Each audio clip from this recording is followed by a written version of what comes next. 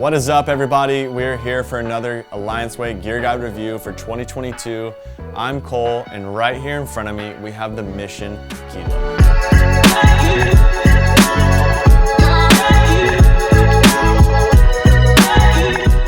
Okay, so right off the bat, I don't know about you, but when I pulled this out of the box, I was kind of skeptical because this definitely comes off as a price point board.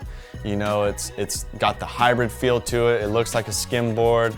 It's kind of got a bit of a surf, fin set up here on the back. So I was very interested on how it was gonna ride.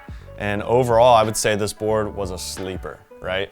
And so when I say that is, when I got out on the water, I was kind of skeptical about these fin boxes here, You can feel those underneath your feet. But at the same time, it also guides your foot to be exactly where it needs to be. So you're kind of not having to guess, like if you pop up and you're trying to adjust, you can find that spot.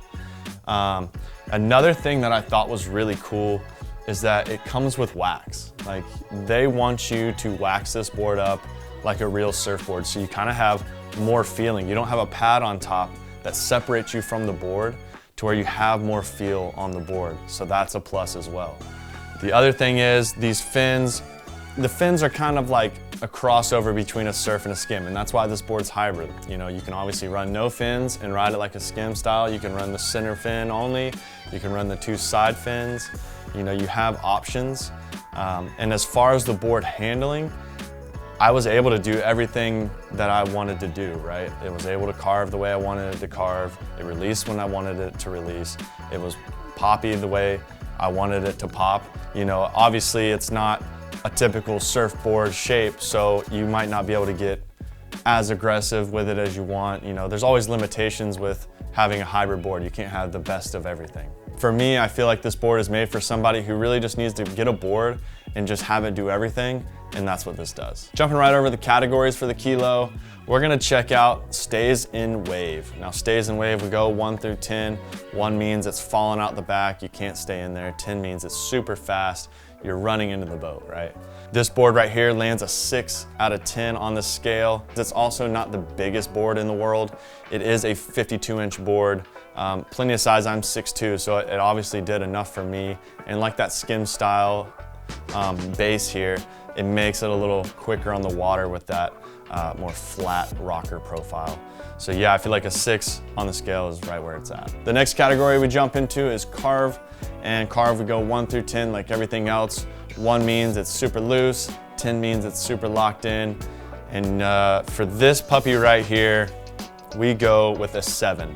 And when I say a 7, that's because typically with a skim board, it's pretty loose. And I think with these 3 fins, it really helped it lock in. And I liked the way that I was able to use the edge of the board because it's sharper than a normal surf style board. But then I also had the fins to where I could really lock in and take that turn, but it also let me release when I wanted to, so it's not gonna be too high there on that scale. So 7, you really can't beat that. Another category for me is pop, and that's where another surprise came from. We also go 1 through 10 with this as well.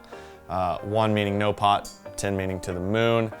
And like I said, this board just surprised me, right? So it was consistent. Like when I wanted it to do, it did, and that's amazing. You can't really ask for much more than that. The pop was a 7 out of 10. It was easy to pop. It was a light board and a little bit on the smaller side, so it's easy to control and maneuver with that pop. So I think a 7 is just where it needs to be. Now the last category we check out is the ability scale. And that's just saying, 1 is it's a beginner board and 10 it's an expert board. So if I threw the board, on the higher of the scale, that's more of an expert board, and I wouldn't put a beginner on it. But if it scores lower, that means it's made for everyone. But at the same time, if it scores kind of low, I wouldn't say that an expert would want to ride it because they're going to need a little bit more out of a board, right? This board lands at a 3, so that means for me, any beginner can get on this thing, they can have control, but then also if you want to get aggressive with it, it's going to let you do that. So you're not limited with just a beginner base model board. You can kind of be progressive with the surfer that you have. That just about wraps it up for the Mission Kilo 52-incher. Like I said, it surprised me, man.